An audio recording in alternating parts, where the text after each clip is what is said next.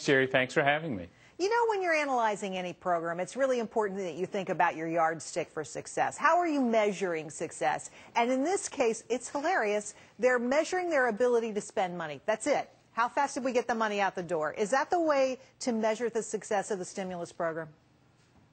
Well, no, it's not. And the president said it wasn't. He said the stimulus would jumpstart the economy and restore consumer confidence. Well, it is 18 months now after the spending spree began, and the economy's lost 2/3 of its growth since the beginning of the year.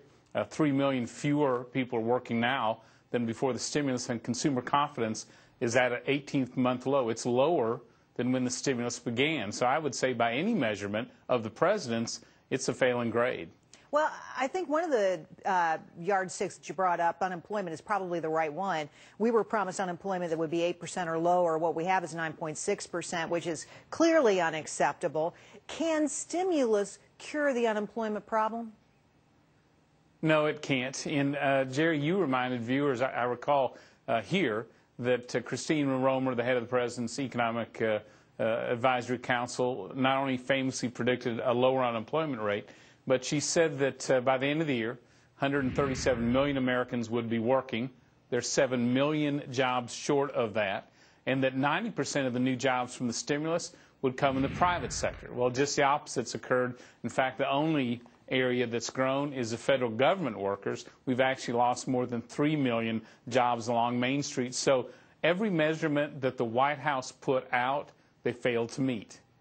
Well, you know, I think everybody's sort of confounded by this report. It's almost funny. It's so out of touch with the way people feel about this spending. What needs to be done here? What are the next steps to take? I mean, clearly we could have some changes in November with the midterm election. Congress may change hands, one or both of the houses. What needs to be done?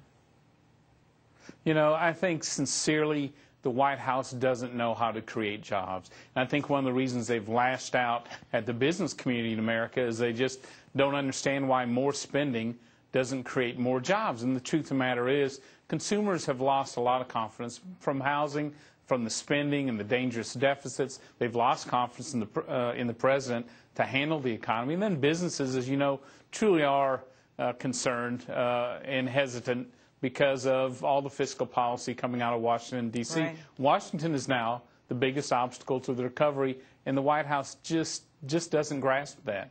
Well, you know, I'd love to say that I believe that the Republicans would do all the right things, but we're facing some pretty high hurdles here. We have $14 trillion in debt, $1.4 billion budget deficit. You know these numbers. You see them every day.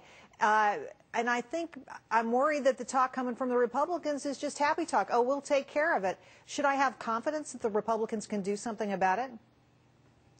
You can have confidence that Republicans are going to change the course of Congress, and it won't be easy to get the economy back on track or get this horrible budget under control. But I think voters are looking for truth tellers, and the Republicans are going to take the tax increases off the table, attempt to restore consumer confidence that we're going to get this spending under control, and we're going to make some changes in the way Congress operates so the public can have more confidence in their own lawmakers. That won't change everything, but it's going to be a big change from where we're headed right now. Well, we've got a long way to go, and anything could happen.